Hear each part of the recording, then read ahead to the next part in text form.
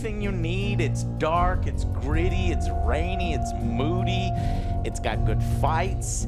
It's like a detective, kind of side of Batman. Very CSI, very David Fincher's Seven, This movie is the darkest Batman movie that we've had right now.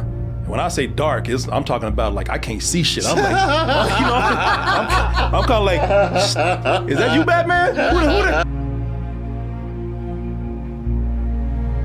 He's got the voice down, he's really got the attitude down, and what I like about this version that I feel like we were getting away with Nolan and to some extent Snyder, this feels like a dude who would dress like a bat, who you see him, he walks around, he almost kind of looks like a bat.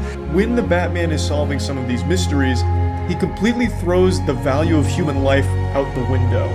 And what I mean by this is, there's a giant car chase, and the chase is fantastic.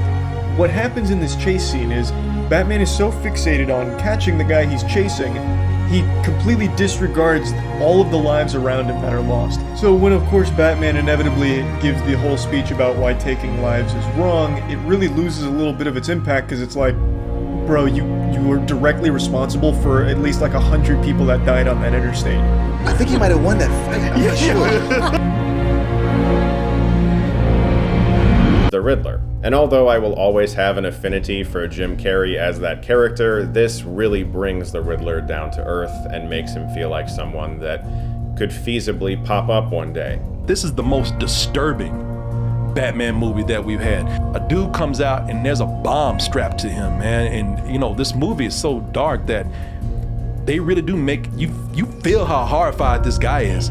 Support characters. The support characters in this movie were great. I loved Colin Farrell as the Penguin. When you see him in the trailer, you're like, that's not Colin Farrell. That's not Colin Farrell.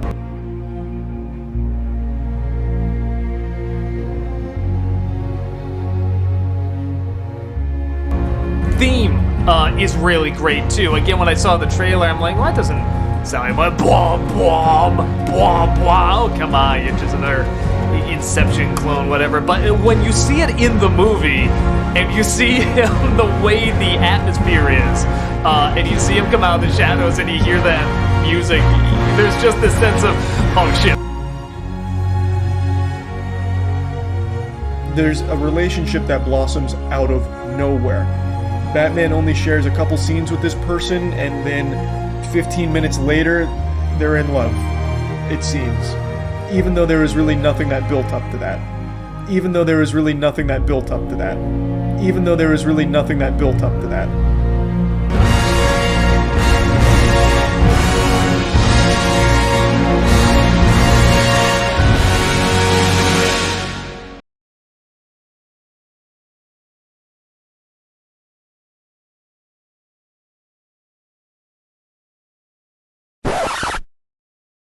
And they say, who are you? And the guy says, I am vengeance. Okay, now this is the theme throughout the film. Ooh, the theme. Okay, so in order to explain why this is a problem, you have to now understand the character of the Riddler. So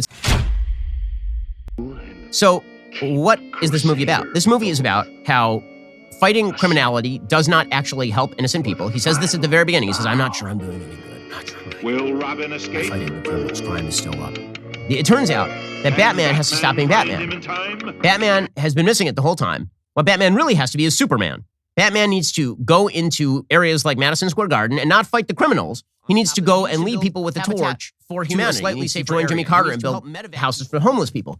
That's what Batman needs to be doing. This really is a sort of attack on the idea that fighting crime helps innocent people. It's an almost defund the police attitude.